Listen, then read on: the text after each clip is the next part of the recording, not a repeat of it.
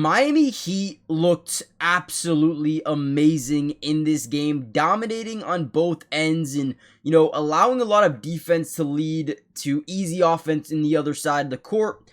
But what really was good about this game was the way they moved the ball, at least in my opinion. So right here, you're going to see Jaime kind of get a little bit of leverage over Ja Morant to the basket. Now, whenever we can generate that leverage to the lane and get this defender to be stuck in what we like to call jail behind the offensive playmaker or the ball handler, what ends up happening is you get either topside fire, which means a double team, or you might get a low post blitz from obviously the big man, right?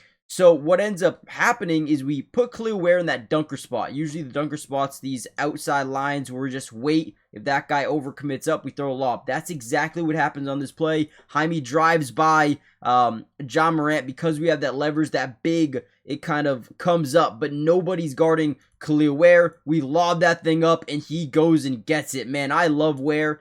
I don't think he started the first game, but I think they're like, you know what? Let's put him in the starting lineup. And man, did he display exactly what he could add to this team. Him and Bam Adebayo being able to really stretch the floor has been everything and then some for this offense. At least, again, the versatility, the dynamic, the unpredictability of this offense is finally here.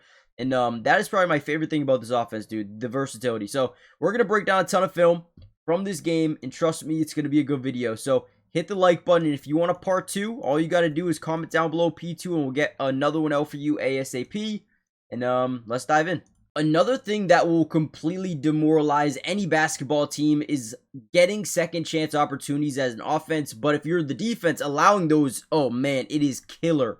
Right here, you see Bam Adebayo on a mismatch, right? Gets into the lane, drawing that double team. I wish he would have threw that backside lob to Ware. But Bam Adebayo decides to put up that little floater, knowing that Ware kind of has leverage down low to potentially get that second chance opportunity, which is fine. Ware tips it over to himself, gets the rebound, and once again, Ware's like, okay, I'm going to take advantage of my mismatch now. And same thing, we see Wiggins, look at, clears out the lane, gets leverage just in case we miss this shot, and maybe even get a third opportunity. Ball's up, no good. Wiggins gets it, and because everyone's out of sorts defensively, we kick it out of Bam. Bam gets a standalone 3, 0 contest, and this is the difference about Bam. He hits these. He hits these this year.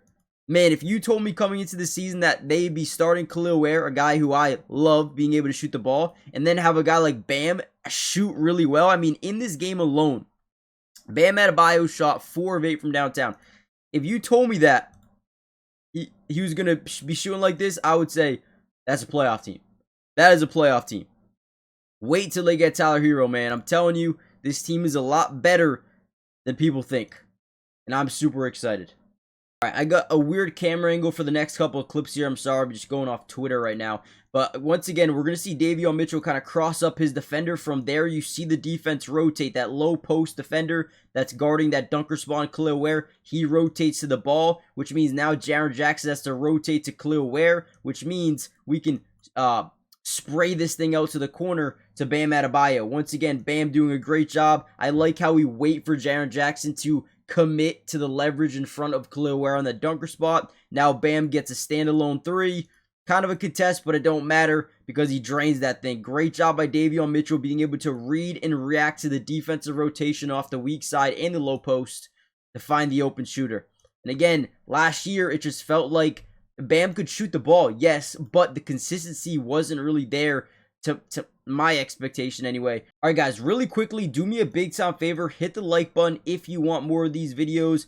And most importantly, make sure you guys are subscribed. It is free. It doesn't cost anything. And we will be covering the Miami Heat throughout the entirety of the season. Offense, defense, individual player breakdowns. You guys let me know what you want to see in terms of film, who you want me to break down. And lastly, again, comment down below P2 in the comments for more. Let's keep going though. Here's another one in transition, right? They're playing super soft coverage. No one picks up Bam, and guess what? Josh says, hey, why are you not picking up the big? You're supposed to be guarding the big.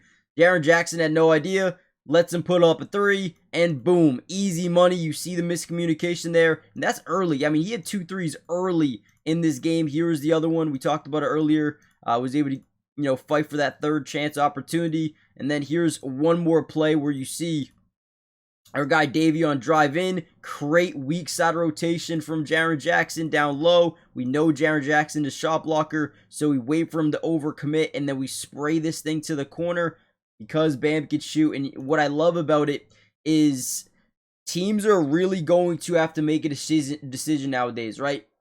Previous years, because Bam wasn't a good shooter, that rotation wouldn't affect the offense. It wouldn't affect the defense. But now if you overcommit to the rotation from Bam Adebayo's corner, you're allowing an open three opportunity, right? And you do not want to do that. Not this year. But on the opposing side of it, once you start understanding that, okay, yeah, he can shoot the ball, let's not rotate. Now you get one-on-one situations with Tyler Hero or Andrew Wiggins or Norman Powell, and those guys can get to the basket and get one-on-one isolations with no rotation because now Bam can shoot. So you guys see how much this affects the team. It's tremendous. The NBA season is officially back, which means we all have a chance to over 1,000x our money using the sleeper app this year, and that is what I am using, at least for the opening couple of days and weeks and months of the NBA season this year. You guys need to get in on the action as well. And again, if you want to over 1,000x your money, this is the place to do it.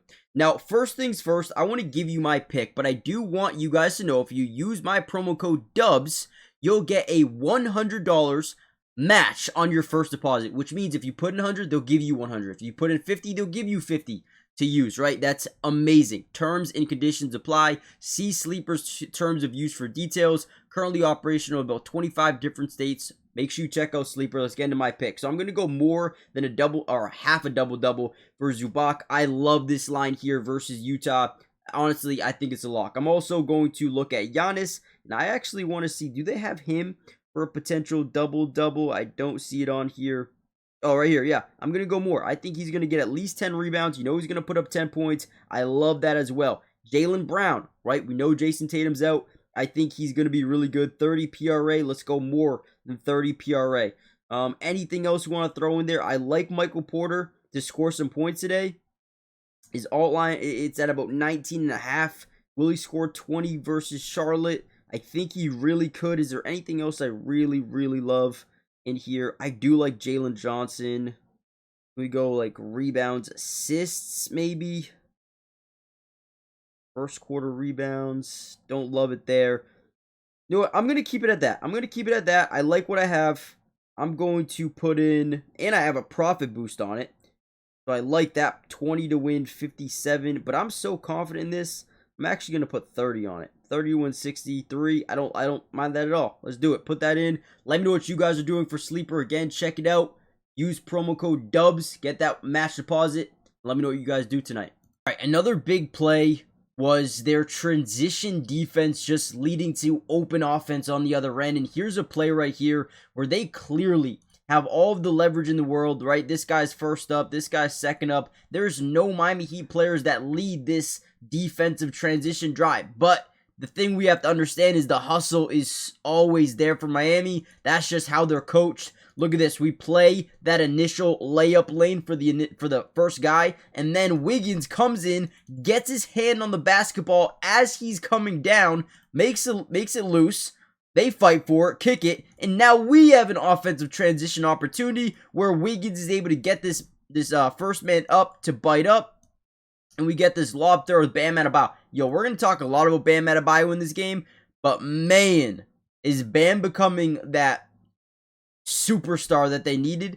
His ability to stretch the floor out of nowhere is really starting to make me excited about the versatility of this team, not only defensively but offensively as well. Another really good play. Again, it's all stemmed from Davion Mitchell driving, drawing a rotation, or drawing the blender of the defense. And once again, we kick out the Bam, and look at this. They got 4 guys here down low. All we're going to do is spray this thing back out to the top to Khalil Ware. Again, having bigs that can shoot the ball, man, it really does help. Now, this guy has to cover point A and point B at the same time. Got to get a little bit more wide, force him to make that decision, and Ware basically gets a wide open 3. Guess what? Drains it. And the game was over, right? There's not much more we really need to break down. They dominated these boys. Dominated. It wasn't even close. They did a number on them, to say the very least. So, we're going to end the video here, guys. Make sure you do me a big favor. Hit the like button. Subscribe to the channel. Join the family. Turn on post notifications for more Miami Heat updates. So much more going to come. Hit the like button, subscribe. It's free, doesn't cost anything. We got you guys covered. Turn on post notifications. Comment down below P2 if you want more updates, and I'll see you guys in the next one. Peace.